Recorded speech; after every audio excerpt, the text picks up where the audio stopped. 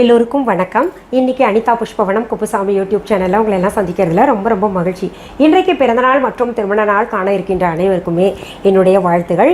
உங்களுடைய வாழ்க்கையில் நீங்கள் அனைத்து நலங்களும் வளங்களும் கிடைக்கப்பட்டு நீடூழி வாழணும்னு சொல்லிட்டு நான் இறைவன் கிட்ட பிரார்த்திக்கிறேன். இந்த காணொலியை காண்கின்ற அனைவருக்குமே இந்த நாள் இனிய நாளாக அமையட்டும். இன்றைக்கி இந்த பதிவில் நம்ம பார்க்க போகிறது, கிச்சனில் நின்றுட்டுருக்கேன், கட்டாயம் உங்களுக்கு ஏதாவது உபயோகமாக செஞ்சு காமிக்கணுன்ற ஒரு எண்ணத்தோடு வந்திருக்கேன். அதனால் இன்றைக்கி இந்த பதிவில் மிக்சர் நம்ம வீட்டிலேயே எப்படி செய்யலாம் அப்படின்றது செஞ்சு காமிக்க போகிறேன். இது கொஞ்சம் வேலை அதிகம்தான். இன்றைக்கி நம்ம மிக்சர் செய்வதற்கு தேவையான பொருள்கள் என்னென்னு பார்த்தலாம். அதில் நம்ம பூந்தி செய்ய போகிறோம். 300 கிராம் கடலை மாவு எடுத்திருக்கேன். 125 கிராம் அரிசி மாவு எடுத்திருக்கேன். அதில் தேவையான அளவு உப்பு சேர்க்குறேன். சோடா கொஞ்சம் சேருங்க போதும்.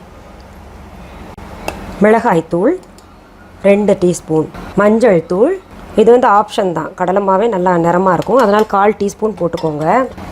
இதை இப்போது நல்லா கலந்து விட்டுக்கோங்க. கட்டி இருந்துச்சுன்னா அதெல்லாம் உடச்சி விட்டுக்கோங்க. இப்போ நம்ம அரிசி மாவு இதில் போட்டிருக்கிறனால தான் மஞ்சள் தூள் சேர்த்துருக்கோம். இப்போது தேவையான அளவு தண்ணி சேர்த்துக்கலாம்.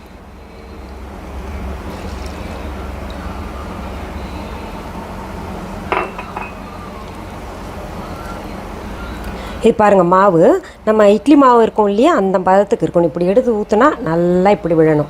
அடுத்தது அடுப்பில் எண்ணெய் வச்சு ஒரு 2-3 ட்ராப் போட்டு பார்த்தேன். பாருங்கள், நல்லா எண்ணெய் சூடாயிருச்சு, அது பொரிஞ்சிருந்துச்சு. அதுக்கடுத்தது என்ன பண்ணுறேன் நான், இங்கே பாருங்கள், நான் இந்த பூந்தி போடுறதுக்குண்டே கரண்டி தனியாக வச்சுருக்கேன். இப்படி இருக்கும், அது சைடில் கரை இருக்கும், பின்னாடி இப்படி இருக்கும், இங்கே கட்டைப்பிடி இருக்கும். இது உங்களுக்கு எல்லாம் ஓயட்டும். இந்த கொரோனா வைரஸ் டிரான்ஸ்போர்ட் எல்லாம் சரியாகட்டும். உங்களுக்கு viha.online கொடுக்குறேன். ரொம்ப நல்லா வரும். ஏன்னா அந்த முத்தாக விழுகும் ஒன்று, சைடில் கரையெல்லாம் இருக்குது. அதில் நம்ம கரைச்ச மாவை என்ன பண்ணும், ஒரு கிண்ணத்தில் எடுத்து போடலாம். இல்லாட்டி கரண்டி தட்டையாக இருந்ததுன்னா அதை எடுத்து ஊற்றி நம்ம இப்போது இப்படி போடணும். பாருங்கள், பொரியாக எவ்வளோ முத்தாக விழுகுது பாருங்கள். கீழே பாருங்கள், முத்தாக விழுகுது பூந்தி.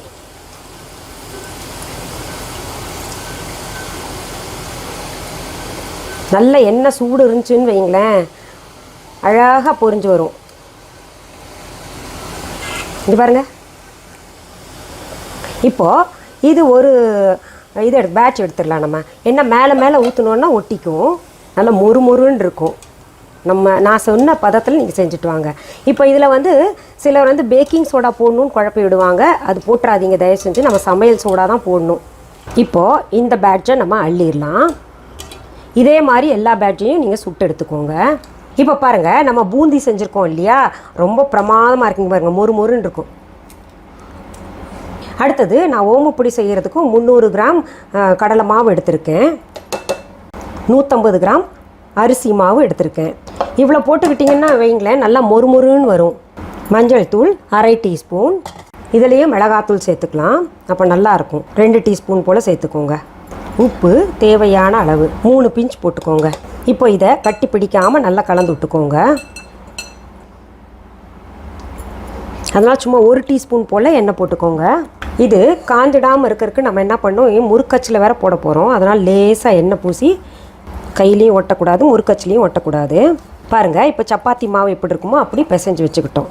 இப்போ நம்ம முறுக்கு பிழியறது இருக்கு இல்லையா, அதில் போட்டுட்டு ஓமப்பொடி அச்சு அது உள்ளே வச்சுருங்க. நல்லா எண்ணெய் சூடுலேயே புளியணும். நீங்கள் ரவுண்டாக வந்ததுன்னா ரவுண்டாக புளிஞ்சுக்கோங்க. அப்படி இல்லையா, உங்களுக்கு எந்த ஷேப்பில் வருதோ, கட்டாக இருந்தால் கூட பரவாயில்ல. எப்படி இருந்தாலும் நம்ம உடைக்க போகிறோம். இப்படி ஒரு ஈடு புளிஞ்சுக்கோங்க. ஒரு பேட்ச் நம்ம புளிஞ்சுக்கணும்.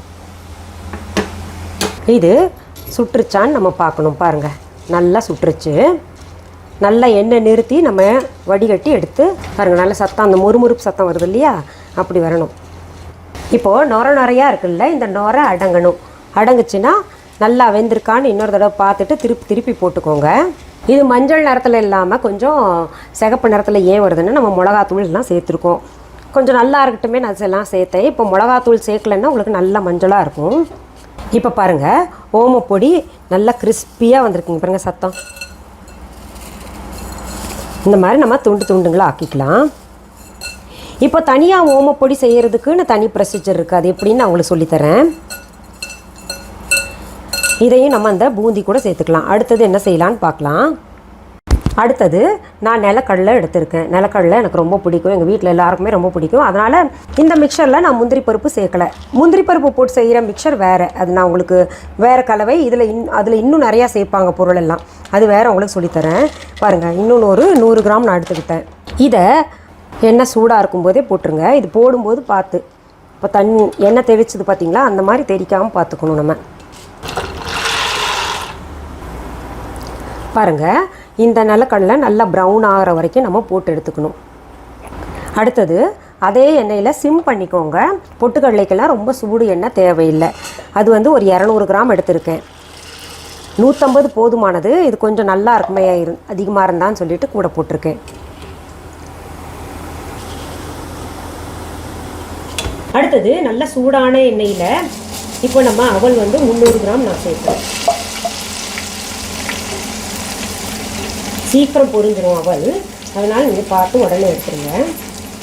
அடுத்தது அடுப்பு அணைச்சிருங்க. அதே எண்ணெயில் நம்ம வந்து கருவேப்பிலை போட்டு எடுத்துக்கலாம்.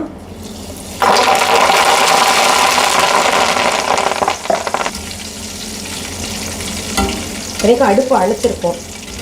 நான் இது வந்து கூட வச்சு சாப்பிட்ற மாதிரி தான் செஞ்சுருக்கேன், அதனால் கொஞ்சம் கூட இருக்குது. இப்போ உங்களுக்கு அளவு வந்து கம்மியாக வேணுன்னா குறைச்சி செஞ்சுக்கோங்க. நான் சொன்ன அளவில் பாதி எடுத்துக்கோங்க. நான் இப்போ வந்து இதில் மிளகாத்தூள் சேர்க்குறேன்.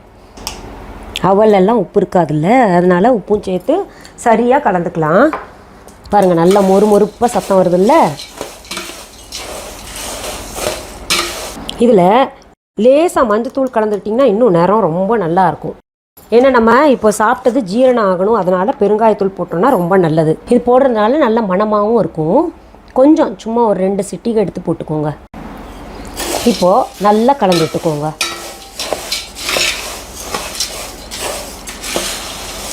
உங்களுக்கு கறிகாய் எதுவும் கிடைக்கல அப்படின்னா இது சாதத்துக்கு வச்சு சாப்பிட்லாம்.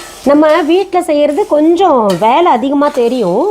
ஆனால் என்னென்னா, கடையில் வாங்குறத விட அந்த கடையில் வாங்குகிற காசுக்கு நம்ம வீட்டில் நிறைய ஒரு 4 பங்கு செய்யலாம்.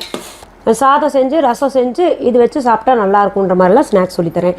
இப்போ இன்னொன்று சொல்கிறீங்க, டீ டைம் ஸ்நாக்ஸ் ஏதாவது இருந்தால் சொல்லுங்கள் அப்படின்னு கேட்டிருந்தீங்க சிலர், அதுக்காக இது செஞ்சு காமிச்சிருக்கேன். இப்போ நம்ம மிக்சர் செஞ்சது பார்த்தோம் இல்லையா, அதில் நம்ம ஒரு 4-5 ஸ்டெப் பண்ண வேண்டியது இருக்குது. நமக்கு இந்த வீடியோவில் சுருக்கமாக தெரியலாம், ஆனால் வந்து கொஞ்சம் லாங் ப்ராசஸ் தான். இப்போ நான் கொஞ்சம் அதிகப்படியாக செஞ்சுருக்கேன் வச்சு சாப்பிட்ற மாதிரி. அப்புறம் வந்து நம்ம வீட்டில் உதவியாளர்கள் இருக்காங்க, துப்புரவு செய்கிறவங்க இருக்காங்க, அவங்களுக்கெல்லாம் கொடுக்கறதுக்காக கொஞ்சம் சேர்த்து செஞ்சுட்டேன். இப்போது நான் சொன்ன அளவில் உங்களுக்கு குறைவாக செய்யணுன்னா குறைவாக செஞ்சுக்கோங்க, இல்லை இதை விட அதிகமாக செய்யணுன்னா நான் சொன்ன அளவை வச்சுட்டு நீங்கள் கேல்குலேட் பண்ணிக்கோங்க. இப்போது நான் செஞ்ச மிக்சரை நான் உங்களுக்கு சாப்பிட்டு காமிக்கிறேன். இப்படி வீட்டிலேயே நம்ம மொறுமொறுப்பாக செய்ய முடியுமா அப்படின்ற ஒரு எண்ணம் வரணுங்கிறதுக்காக தான் இப்போ உங்களுக்கு சாப்பிட்டு காமிக்கிறேன். இங்கே பாருங்கள்,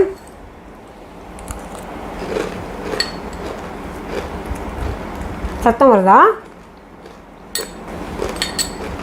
நான் சொன்ன இந்த ப்ரொசீஜர் படி நீங்கள் செஞ்சீங்கன்னா நல்ல ரிசல்ட் கிடைக்கும். செய்து சாப்பிடுங்க, என்ஜாய் பண்ணுங்கள். இது செய்துட்டு நீங்கள் கமெண்ட் பாக்ஸில் எனக்கு கமெண்ட் கட்டாயம் பண்ணணும். இது இப்போ செய்யறதுக்கு எங்களுக்கு சில பொருள்கள் கிடைக்காது, நான் பார்க்க ஆசையாக இருக்குது அப்படின்னு நினைக்கிறவங்க இதை நீங்கள் நோட் பண்ணி வச்சுக்கோங்க. உங்களுக்கு எல்லா பொருள்களும் கிடைக்கும் பொழுது, உங்கள் கையில் காசு இருக்கும்போது நீங்கள் இதை செஞ்சுக்கலாம். சரி, மீண்டும் அடுத்த பதிவில் வேற ஒரு நல்ல தலைப்போடு உங்களை எல்லாம் சீக்கிரத்தில் சந்திக்கிறேன். அது வரைக்கும் நன்றி, வணக்கம். அன்பான வாடிக்கையாளர்களே, உங்கள் விஹா ஸ்டோரில் பூஜை பொருட்கள், சிலைகள், ராசிக்கற்கள், வாஸ்து பொருட்கள், விதைகள், பாரம்பரிய அரிசி வகைகள், சிறுதானியங்கள், ஆர்கானிக் பொருட்கள், மூலிகை எண்ணெய், மளிகை பொருட்கள், மரச்செக்கு எண்ணெய், மரப்பொருட்கள், வெள்ளி ஆபரணங்கள், கிஃப்ட் ஆர்டிகல்ஸ், காட்டன் மற்றும் பட்டு புடவைகள், காட்டன் சுடிதார்கள், பட்டு பாவாடை, குழந்தைகளுக்கான விளையாட்டு பொருட்கள், ஹை குவாலிட்டி இமிடேஷன் நகைகள், வீட்டு உபயோக பொருட்கள், ஜூட் பேக்ஸ், ஹேண்ட்மேட் சோப்ஸ், அழகு சாதன பொருட்கள், சிறுதானிய பிஸ்கெட்டுகள், ஹோம் அப்ளையன்சஸ், இன்னும் பற்பல பொருட்கள் விற்பனைக்குள்ளது. விஹா ப்ராடக்ட்களை நீங்கள் வாங்க விரும்பினால் அது எங்களுடைய viha.online வெப்சைட் மற்றும் சென்னை ராஜா அண்ணாமலைபுரத்தில் உள்ள எங்கள் விஹா ஸ்டோரில் மட்டுமே கிடைக்கும் என்பதை தெரிவித்துக் கொள்கிறோம். வேறு எந்த ஆன்லைன் வெப்சைட்களிலும் விஹா ப்ராடக்ட்கள் விற்பனைக்கு கிடையாது என்பதை நீங்கள் கவனத்தில் கொள்ள வேண்டும். எங்கள் விஹா ஸ்டோரின் விலாசத்தை கண்டறிய கூகுள் மேப்ஸில் விஹா ஸ்டோர் என்று டைப் செய்தால் வழியை கண்டறியலாம். www.viha.online வெப்சைட்டிலும் விஹா ஸ்டோரின் அட்ரஸ் உள்ளது.